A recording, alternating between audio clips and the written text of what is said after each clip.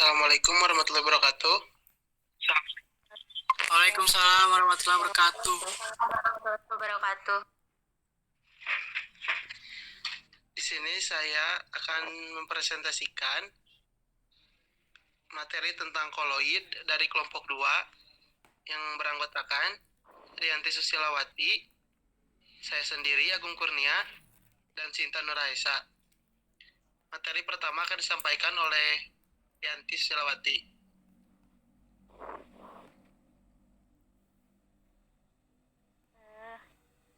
Bismillahirrahmanirrahim. Di sini pengertian koloid adalah suatu campuran heterogen antara dua zat atau lebih di mana partikel-partikel zat ini berukuran koloid dan tersebar merata dalam zat tersebut. Ukuran koloid berkisar antara 1 sampai 100 nanometer. Lanjut.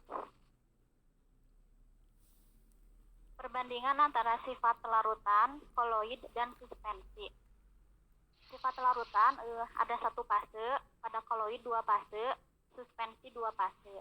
Pada larutan stabil, koloid sifatnya sifat mengendap, sedangkan suspensi mudah mengendap.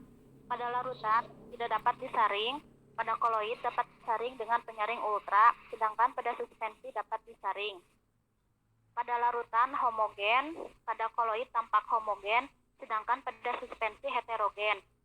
Kalau larutan ukuran partikel kurang dari 1 nanometer, pada koloid ukuran 1 sampai 100 nanometer, pada suspensi ukuran partikelnya lebih dari 100 nanometer. Pada larutan sistem dispersi molekul, pada koloid sistem dispersi padatan halus, pada suspensi sistem dispersi padatan kasar. Contohnya larutan gula, larutan air laut. Kalau pada koloid contohnya sabun dan susu. Pada suspensi contohnya campuran air dan pasir. Selanjutnya jenis koloid.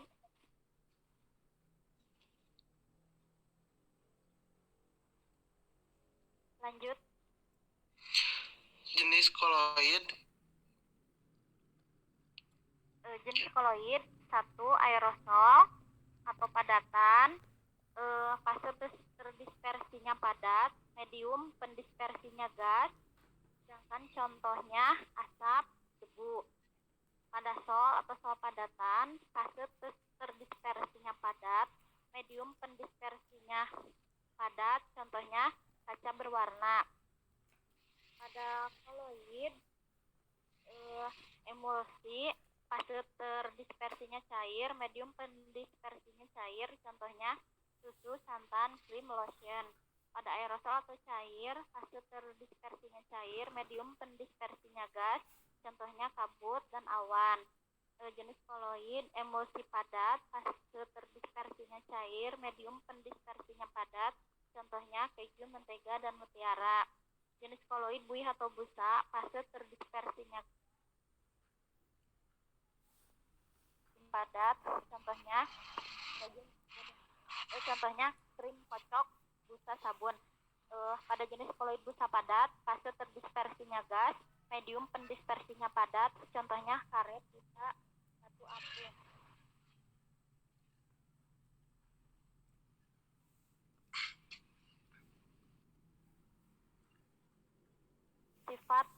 Sifat koloid. Efek tindal adalah gejala penghamburan berkas sinar atau cahaya oleh partikel-partikel koloid. Hal ini disebabkan karena ukuran molekul koloid yang cukup besar. Efek tindal merupakan suatu bentuk sifat optik yang dimiliki oleh sistem koloid. Pada tahun 1869, Tindal menemukan bahwa apabila suatu berkas cahaya dilewatkan pada sistem koloid, maka berkas cahaya tadi akan tampak. Tetapi apabila berkas cahaya yang sama dilewatkan pada larutan sejati, berkas cahaya tadi tidak akan tampak. Singkat kata, efek tindal merupakan efek penghamburan cahaya oleh sistem koloid. Di sini terdapat contoh larutan A. Contohnya larutan gula tidak dapat menghamburkan cahaya, sedangkan yang B, air santan, itu dapat menghamburkan cahaya.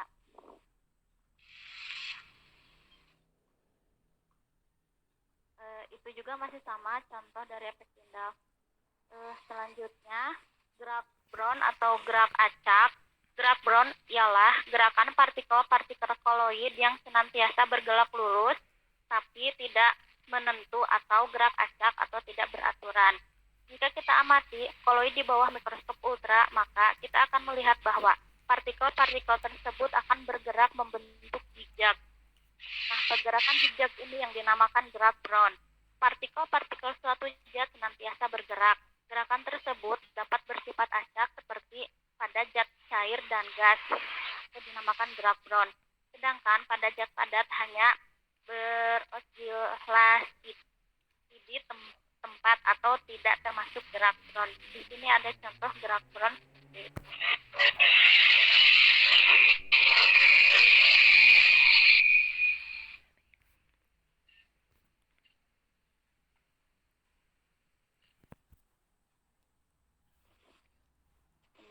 Contohnya itu contoh dari gerak Brown seperti itu.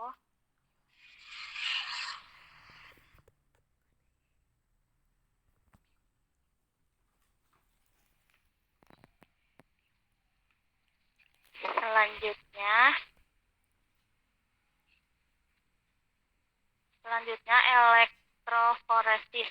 Elektroforesis adalah gerakan partikel koloid karena pengaruh medan listrik. Di sini ada contoh, itu simbol listrik, ada kutub negatif dan kutub positif. Terlihat kalau yang noktah merah itu ion-ion negatif, kalau yang berwarna kuning itu ion positif. Yang berwarna air.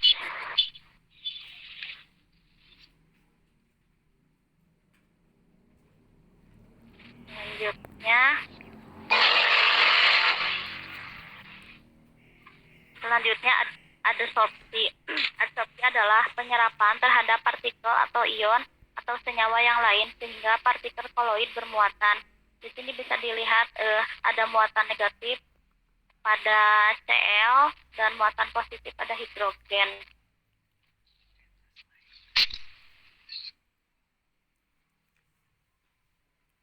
Selanjutnya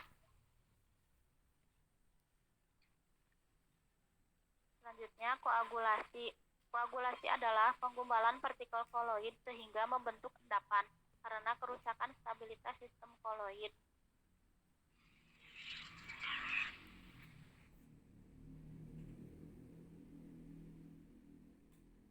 Selanjutnya, dialisis. Dialisis ialah proses penghilangan ion-ion yang mengganggu kestabilan koloid dengan cara penyaringan. Di sini ada contohnya proses dialisis seperti pada gambar.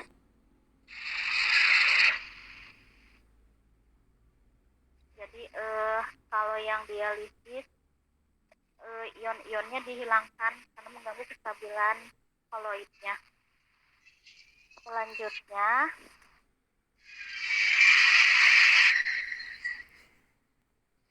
Selanjutnya koloid pelindung. Koloid pelindung adalah suatu koloid yang ditambahkan pada koloid lain agar diperoleh koloid yang stabil, tapi tidak menyebabkan koagulasi karena melapisi partikel koloid sehingga melindungi muatan koloid. Mungkin selanjutnya pembuatan koloid dilanjutkan oleh rekan. Pembuatan koloid. Partikel halus, larutan, sampai partikel koloid, partikel kasar atau suspensi. Di sini ada kondensasi, mengubah partikel halus menjadi partikel koloid. 1. Hidrolisis, 2.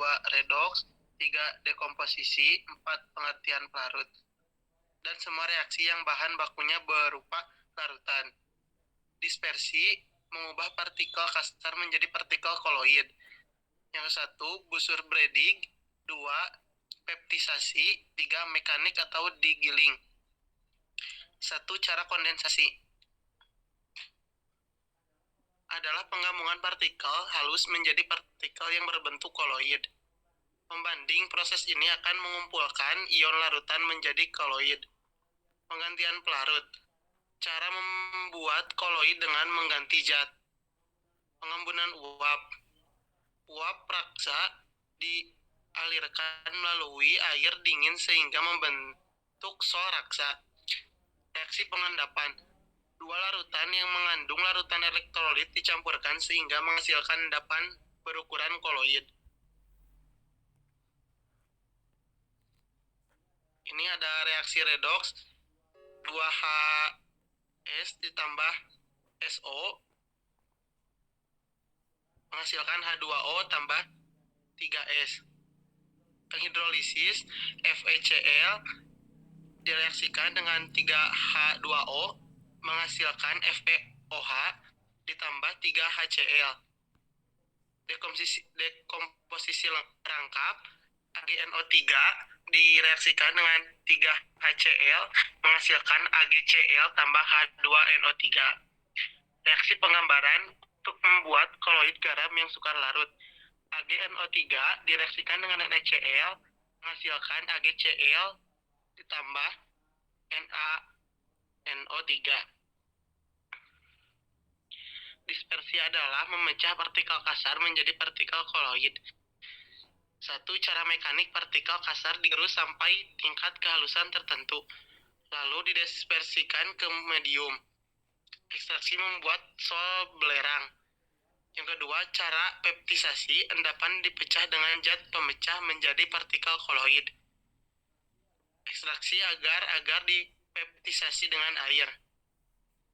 Yang ketiga, cara busur Bredig atau elektrodispersi, hanya untuk membuat sol logam. Proses logam dicelupkan ke dalam medium dispersi. Kedua, ujung elektroda dialiri listrik. 3. Hingga uap logam yang ditimbul akan terdispersi ke medium dan mengalami kondensasi menjadi koloid. 4. Cara homogenisasi dipakai untuk membuat emulsi.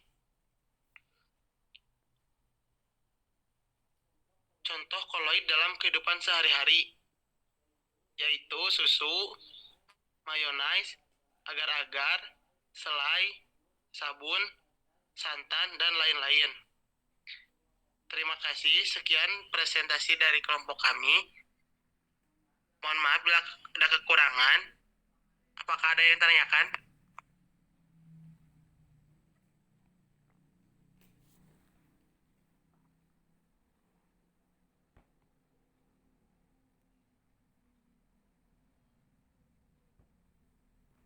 Apakah yang ditanyakan? Izin bertanya.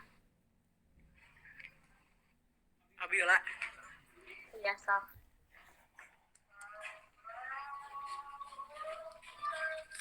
Bagaimana gerak? Oh, bentar dulu. Assalamualaikum warahmatullahi wabarakatuh.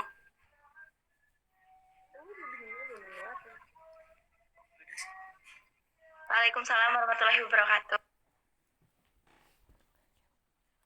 Perkenalkan, nama saya Jenjen Jainal Mutakin. Izin bertanya.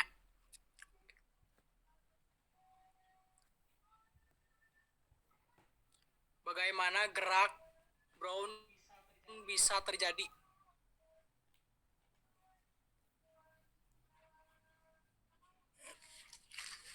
Assalamualaikum. Sinyalnya. Ya, yang lain ada mau tanyakan lagi? Ada. Assalamualaikum warahmatullahi wabarakatuh. Perkenalkan, nama saya Fitri Pajia. Izin bertanya. Sebutkan contoh efek tindal di kehidupan sehari-hari. Makasih. Oke, terima kasih yang udah bertanya. Saya coba menjawab yang pertanyaan bagaimana gerak Brown bisa terjadi. Nah, di sini apabila partikel koloid diamati di bawah mikroskop pada pembesaran yang tinggi atau dengan mikroskop ultra, maka akan terlihat partikel koloid yang bergerak terus-menerus dengan arah yang acak. Seperti kayak tadi ada contoh yang digambar itu yang zigzag. Itu sebenarnya bergerak-gerak, ada gambar zigzag. Nah, itu yang tidak beraturannya itu disebut yang brown itu, yang gerak brown itu yang pergerakan si partikel yang zigzag seperti itu. Mungkin bisa dipahami.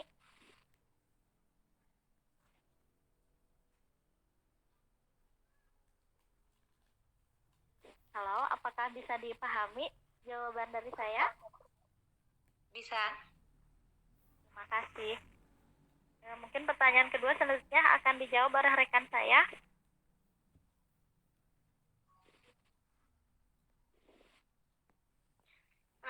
Iya, saya akan menjawab pertanyaan dari Fitri.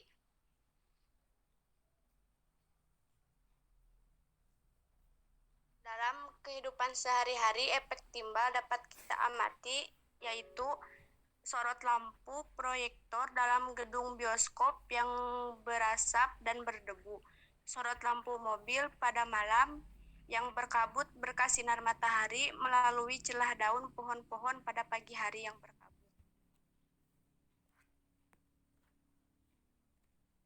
Dapat dipahami?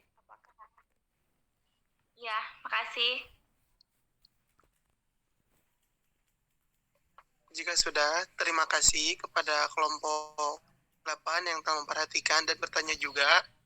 Mohon maaf bila ada kesalahan dari kelompok kami. Wassalamualaikum warahmatullahi wabarakatuh. Waalaikumsalam. Warahmatullahi wabarakatuh.